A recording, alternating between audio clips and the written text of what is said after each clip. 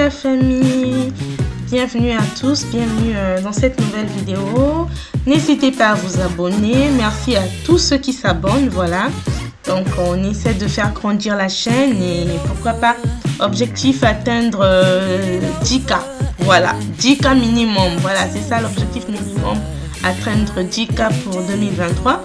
Donc voilà, n'hésitez pas à vous abonner, à activer la cloche de notification pour de nouvelles vidéos. Alors pour tous ceux qui veulent participer pour la partie élite, voilà, vous êtes les bienvenus. Et donc je disais que je viens dans ce nouveau vlog, et donc c'est un vlog sur Marrakech. On va découvrir ensemble la ville, les souks, les palais, tout ce que vous voulez, la culture berbère, la culture arabe, les bons tagines. Donc voilà, je vous laisse apprécier. Merci.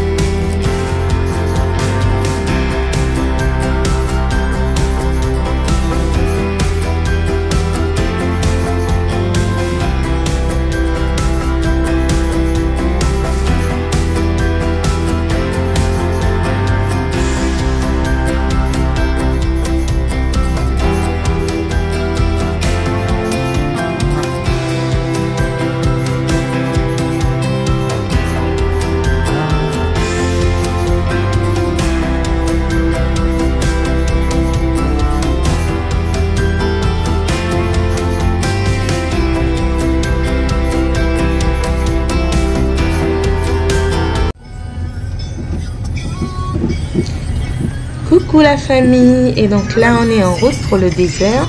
Donc on a quitté la Médina et on se dirige dans le désert pour faire notre première activité. Et donc quoi de mieux que de commencer avec de l'adrénaline, une bonne voilà, poussée d'adrénaline. On est allé faire du quad et avec une petite touche de douceur, donc une petite balade en chameau. Voilà, donc là on se dirige dans le lieu. Et voilà, donc on a réservé avec l'agence qui se trouvait à l'hôtel. Ils proposent aussi des excursions avec un guide, chauffeur et tout. Franchement, niveau qualité-prix, rapport qualité-prix, ça va.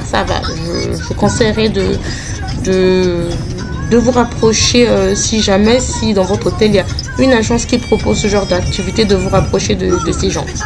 Voilà, voilà. Je vous laisse regarder.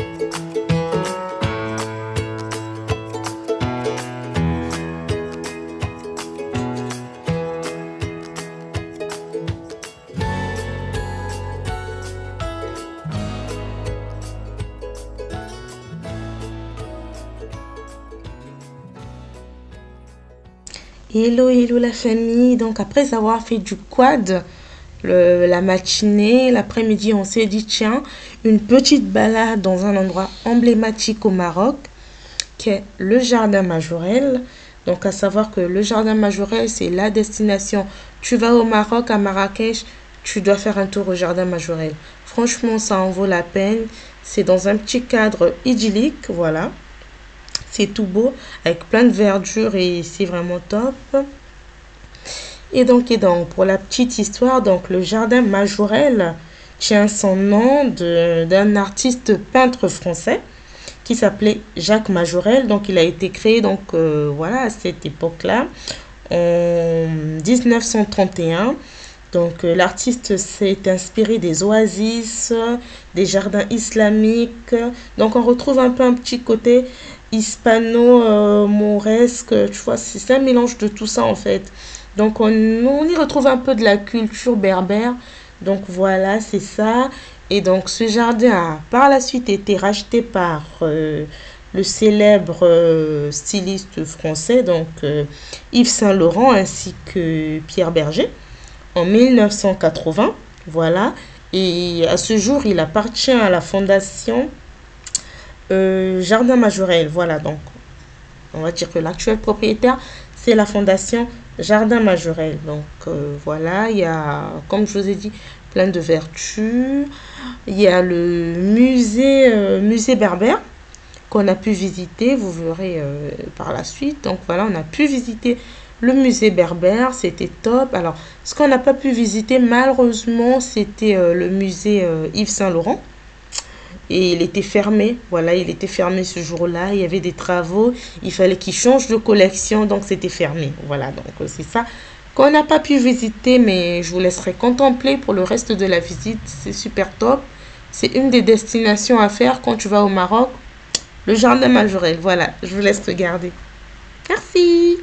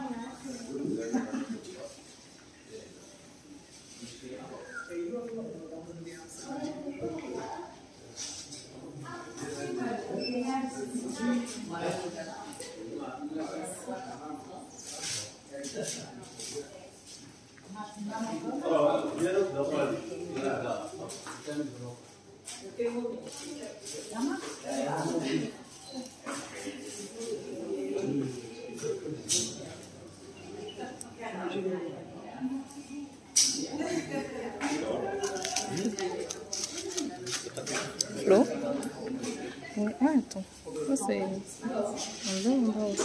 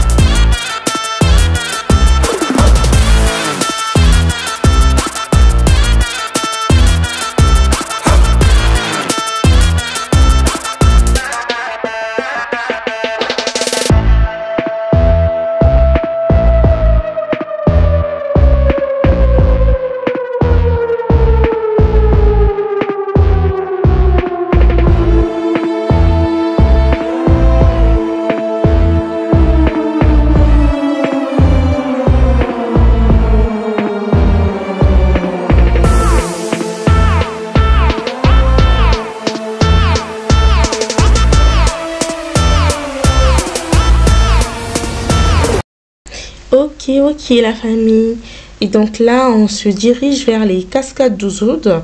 Donc à savoir que les cascades d'Ouzoud se trouvent à environ 2h30 de Marrakech. Donc c'est un site touristique très réputé aussi à Marrakech, au Maroc, excusez-moi. Voilà, je me perds un peu. Et donc je disais que c'est des chutes d'eau qui mesurent environ 110 mètres de haut et qui se répartissent sur 3 piliers.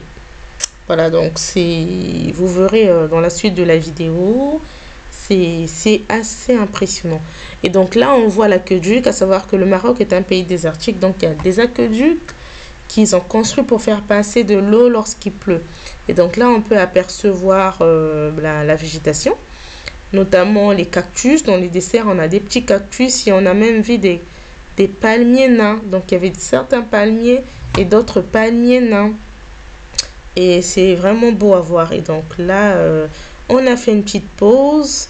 Et tout à l'heure, on va reprendre la route avec notre guide qui nous apprend plein de choses. Et voilà. Je vous laisse à toutes. C'est comme les chaussettes de l'archi du sèche sont extrêmement sèches. Pourquoi dans ce sens-là? Sèche, archi sèche. Les chaussettes de l'archi du sèche sont extrêmement sèches, c'est ça? Non. Tu vois? Les chaussettes de l'archi du sèche sont sèches, archi sèches. Où est-ce que tu as appris ce mot? Les chaussettes de l'archi du sèche sont sèches. C'est Sifuchikès, la main entre du fût, la main entre Ah, du quitte là. On n'a pas de... Autant c'est toi qui dis ça. C'est tu vas le faire.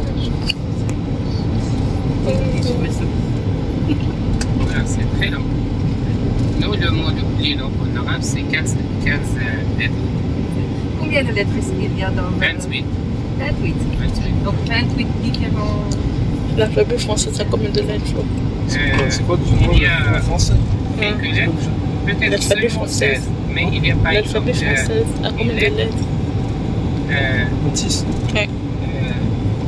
Qui se prononce ha. C'est quoi le nom? Alors si on ajoute un point dessus, ça se prononce ha. Je ne sais pas si c'était un titre constitutionnel ou ça se prononce je. Ah, ok. Titre Et constitutionnel. c'est la même lettre. Comme ça que Le point qui dit. Mais apparemment, on l'a détrôné. Je ne sais pas c'est quoi le mot le plus long actuellement. Voilà. Je ne sais plus c'est quoi le mot le plus long actuellement. Il y a la lettre B. Il y a 3, un sur l'autre, c'est le sucre. Dedans, il y a des pains de sucre. Chaque pain de sucre pèse 2 kg.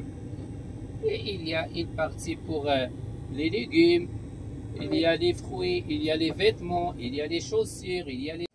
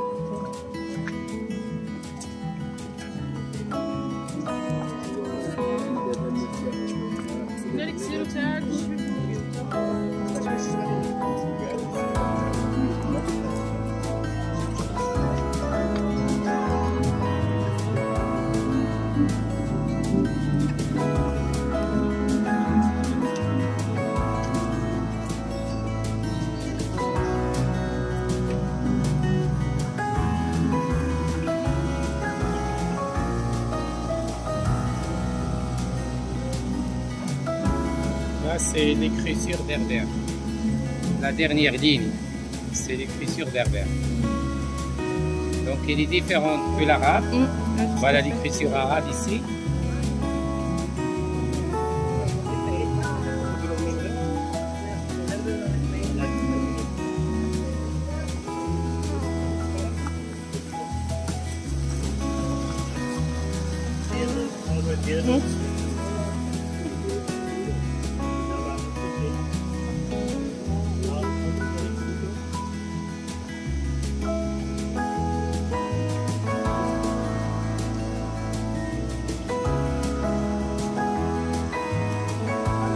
Qu'il a plu hier, et on se rend compte lorsqu'on doit regarder les bouts parce que lorsqu'il pleut, ça apporte la terre avec. Donc ça reste comme ça, et journée, ça peut rester comme ça. Et après, c'est clair. C'est que il y avait l'orage.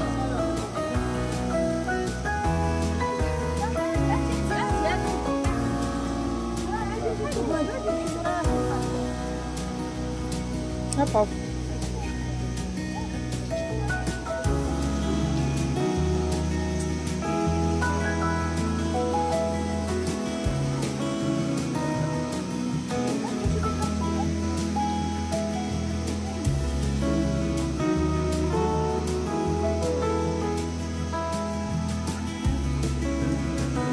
Donc pour broyer le blé, l'orge, il y a le maïs.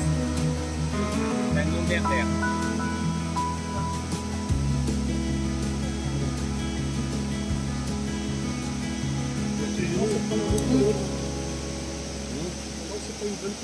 Oui. Normalement c'est blanc. Alors voilà. Normalement, soit on descend par là-bas, les marches, vous avez vu les marches? On retourne par là, et il y a les marches. On descend juste là-bas où il y a les bateaux. Soit on fait la boucle. On descend par la forêt, on passe de ce côté-là, par la forêt, et on descend jusqu'en bas. Et pour monter, on prend les marches. Mais là, c'est vous qui allez décider. Qu'est-ce que vous voulez? Moi, c'est la même chose. Il y a un mois ou bien un mois et demi, un ici. Il y a l'habitude de sauter. Ah, il y a 3 étages. Il y a l'habitude de sauter du 2e au 3e. Alors, il y a un mois et demi, il a sauté, il a plongé, il est sécu. Ah bah il y a de quoi.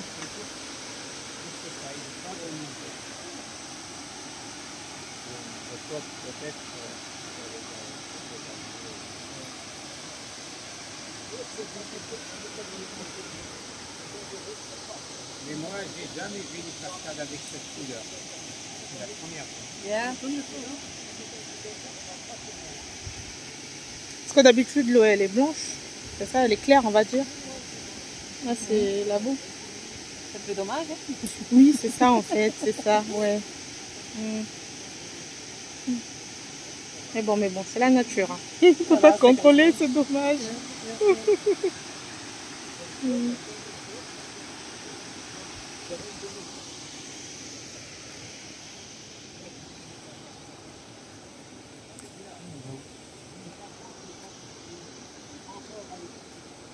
C'est quoi en haut là? C'est tout ça. Alors là, on a construit un hôtel.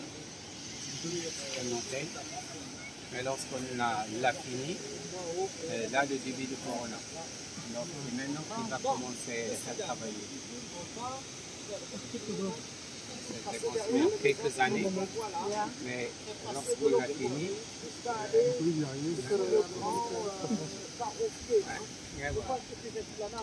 maintenant, j'espère que ça va. Figuier. Lorsqu'on s'approche d'un figuier, on le sent. Ça sent une odeur un petit peu forte. Oui, ça sent bon. Pas mauvais.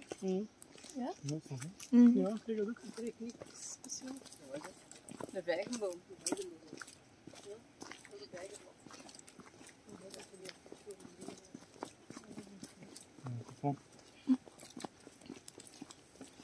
Regardez, c'est un camping. Pas des touristes, des jeunes.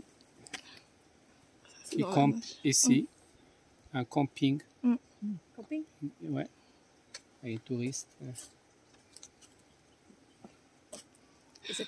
Bonjour. La France? The UK? US. But where are you from? Willkommen. In Allemande. Allemagne. Allemagne. Bonne journée. Schönen Tag.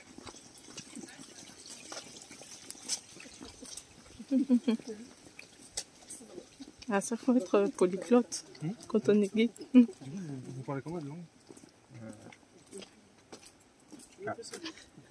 Plus l'arabe.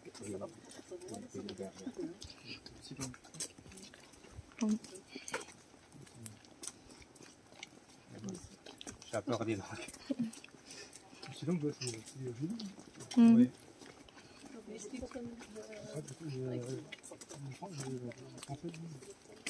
Pour apprendre une langue, c'est compliqué.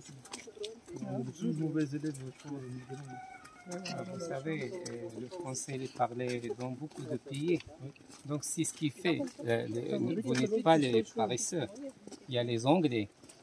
Vous, quand même, vous faites un effort maintenant avec l'anglais. Ah, les Anglais, non? Pourquoi? Parce que l'anglais parlait un peu partout. Oui, c'est vrai. Là, les Flamands, ils parlent, comme j'ai dit, 3 ou bien 4 langues. Parce que il le faut. Elle n'a pas de choix, voilà. Voilà, c'est ce qui fait que c'est pas parce que vous êtes paresseux, mais c'est voilà. même si vous avez appris peut-être l'anglais, mais si on n'utilise pas. Et donc là, nous voilà au pied de la cascade. Et donc, on aperçoit que d'habitude, l'eau est blanche. Mais ce jour-là, il avait plu la veille. Et on se rend compte que l'eau, elle est boueuse. Donc, elle a pris la poussière parce que je crois que ça faisait des jours qu'il n'avait pas plu. Donc, il y avait la sécheresse, beaucoup de poussière. Et quand il a plu, ben, l'eau, elle a emporté toute la poussière. Ce qui fait qu'elle est de cette couleur-là. Voilà, donc c'est les caprices de la nature. Nous, on s'attendait à voir une eau limpide, une eau toute claire, mais bon, voilà, c'est la nature. Après, on n'y peut rien, voilà. Et donc, pas qu'on n'y peut rien, c'est à nous les hommes de pouvoir nous adapter pour éviter, on va dire, les ravages des changements climatiques. Là, on le voit il y a des températures qui changent, on le voit un peu partout en Europe. Et là, en Afrique aussi, on remarque que voilà, c'est partout dans le monde, c'est pas qu'en Europe d'ailleurs. Et c'est à nous les hommes de prendre les mesures qu'il faut et de ralentir ce phénomène, voilà, autant que possible, c'est ça. C'est ça. Et donc voilà, c'est le petit, on va dire, il y a un petit village. Et il y a certaines coopératives de jeunes qui se sont regroupées pour faire la balade aux touristes à travers les petits bateaux. Je ne sais pas si je peux appeler ça bateau ou canoë, je ne sais pas comment dire, voilà. Donc c'était un peu ça. Et là, c'est l'heure de manger. On a mangé un très bon tagine dans un restaurant qui s'appelle le restaurant Berbère, je crois. Je crois que c'était ça le nom. Et c'était super bon, super succulent, c'était bien fait.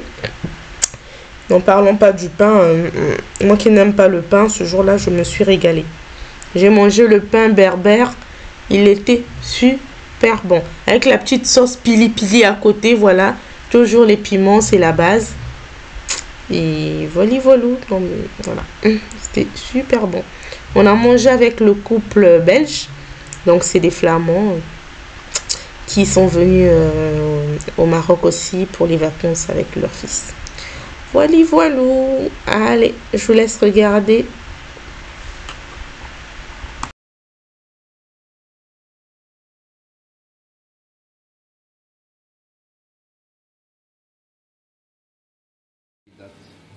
Mais à l'intérieur, il y a la noix. Ah oui. Et ça, les femmes, elles cassent la noix.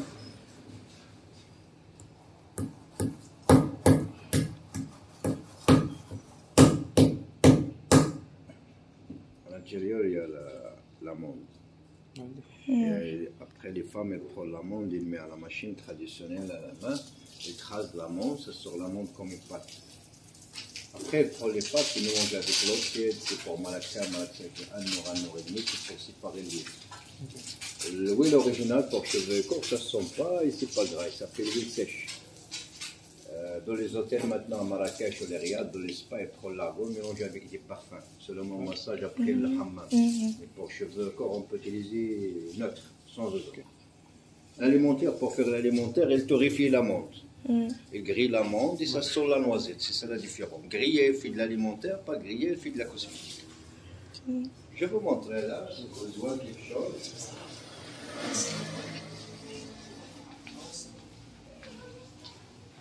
Là, c'est le savon noir à l'huile d'argan.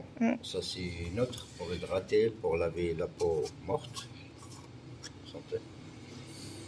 Il n'y a pas l'odeur. 1 fois ou 2 fois par semaine, c'est bien pour laver la peau morte. L'huile d'argan, et ça, c'est le traditionnel à l'huile d'olive. C'est ça que fait les Marocains au hammam. Aussi, c'est neutre. Il y a aussi le gommage. Gommage pour laver les taches, les points noirs, comme ça, gommage à la rose.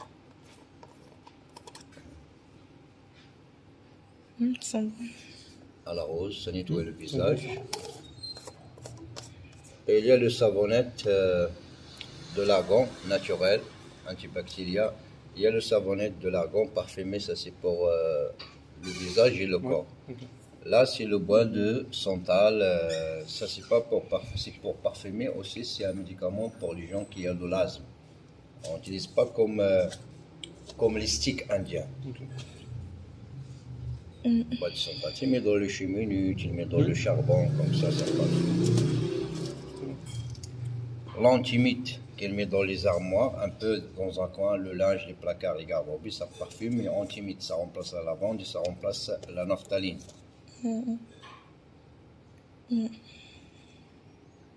L'antimite.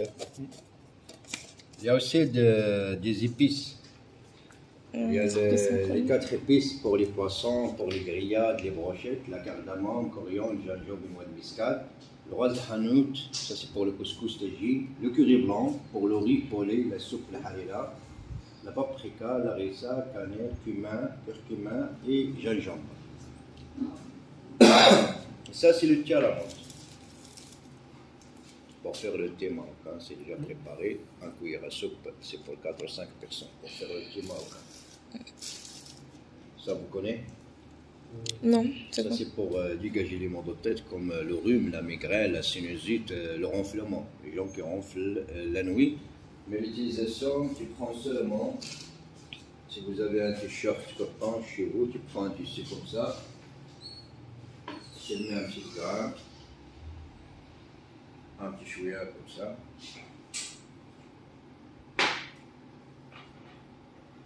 Tu vois, tu fais un petit boule. Tu frosses, pour ça chauffe un petit peu avec la main.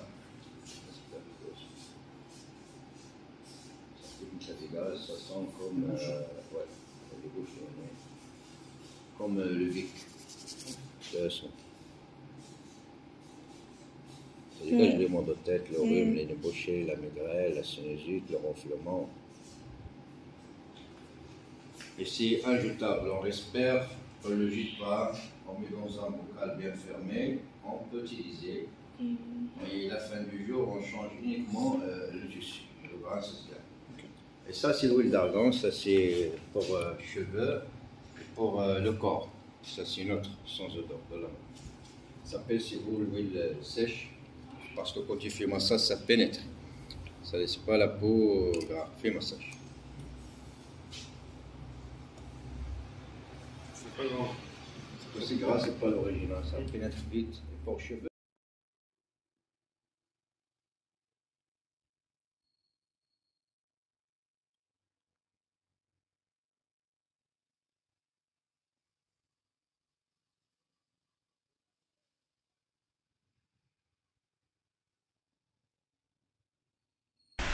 Et donc là, on est venu visiter le palais El Badji.